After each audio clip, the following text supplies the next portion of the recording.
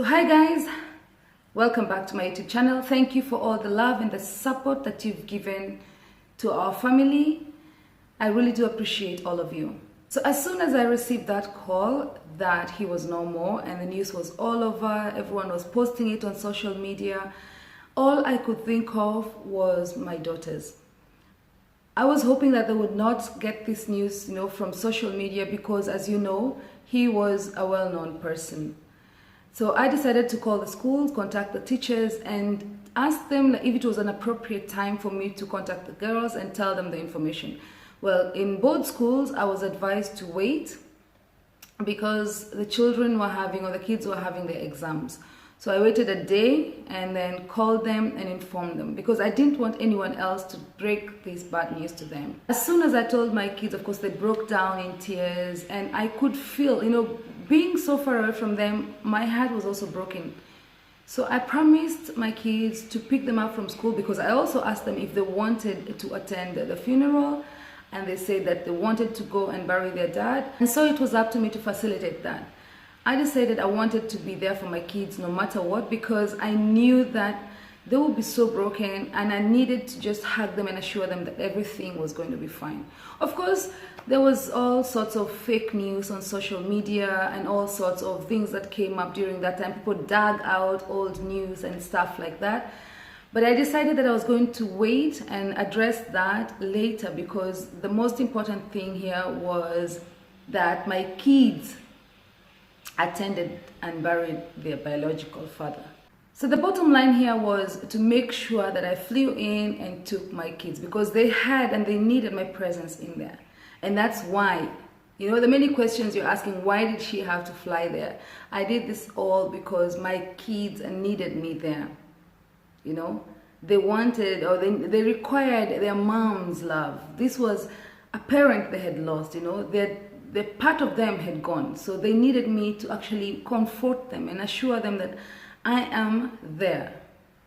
I saw so many people asking so many things, saying that I had spoken about the differences we had before, and they were wondering why all of a sudden I was, concerned and stuff like that. That's because, yes, we had so many differences. And am I going to deny that I said that earlier on? Am I going to change the story now? No. We had our fights, but that was not going to change that. There was something that connected us. There was something, or we had a common interest, the children. I made this promise to myself many years ago when we had our problems that I was never going to involve the children in our problems. So I didn't tell them that he's a bad person. They had their own connection in their own way because, like it or not, he was their biological dad. They had their own conversations, which I didn't even get involved. I didn't even know what they were talking about. I didn't know what they were telling each other. But I knew that as their dad or as their biological father, he wasn't going to harm them. He was not going to say bad things to them. He was not going to let our differences come in between him and the children. I knew that all along. Of course, there are people who wondered why I attended the burial. Now, if you remember, a while ago, I told you guys, or I told everyone that my life revolves around my children. My life and everything in it, everything I do, I consider, how are my kids going to be affected by this move? How are my kids going to benefit from me doing this? That's something that they're my top most priority. And so in this case, you all understand that they needed to go there. They were going to be broken. They needed someone to comfort them. And that person was not going to be a stranger or someone else who doesn't understand them. That person was going to be me. Now, if there was a possibility of him waking up on that day, would he have expected anything different from what happened? Would he have expected to find me there? The answer is yes. He would have expected to find me supporting his children. If the situation was different and I was the one lying there or in his position, I would also have expected the same from him. I would have expected him to be there supporting our children. And so I'd like to say one thing to all of you out there who are bringing up your kids, separately.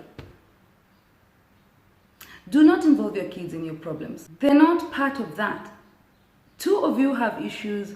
Two of you are fighting. Two of you have problems. Your children should not be part of that. You should be able, even if you're not talking to each other, you should be able to make the children as comfortable as possible. So in most cases, we find people who have actually, biological parents who have separated and either, and moved on, remarried perhaps. We find people being unable to balance all that. In my situation, for example, Fafashi has been very supportive. In fact, he was very supportive and concerned when I told him I am taking the kids to the funeral. He's the one who drove me to the airport. So you need to know how to balance all these things. Let them not affect each other. So of course by now you've had a lot of news going around, fake news and all that kind of stuff.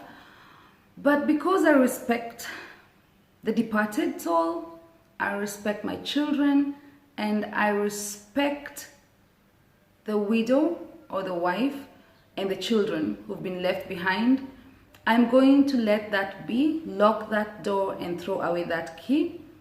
I pray that he rests in peace, and I pray that God gives peace and gives strength to the people who've been left, especially the wife and children.